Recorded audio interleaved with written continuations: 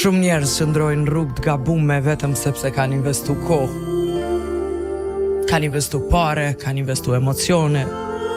Një martesë që nuk ka më respekt, një punë që shkatron shëndetin.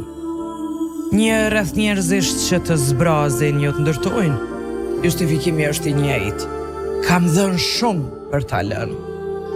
Por sa më gjatë të qëndrosh, aq më i lartë bëhet çmimi. Ka rrugë që të marrin pa zhurmë.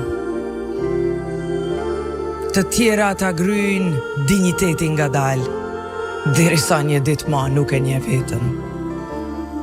Dhe atëherë kupton se problemi nuk është largimi. Problemi ishte vonesa. Shoqëria shpesh ngatron dorëzimin me dobësi. Në të vërtetë ka momente kur dorëzimi është akt force. Të pranosh se ke gabu drejtim, kërkon guxim. Të ndryshosh, kërkon vetdije. Të shpëtosh veten, kërkon ndershmëri me veten. Njeriu nuk ka detyrim të vuaj për të provuar që ka durim, nuk ka obligim të qëndroj aty kur po humbet veten.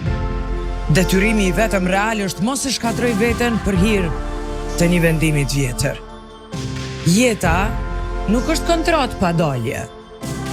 Është udhtim në ndalesa. Dhe ndonjëherë, vendimi më i shëndetshëm nuk është të vazhdosh përpara, por të zbrezësh, të marrësh frymë edhe të zgjedhësh një trend tjetër.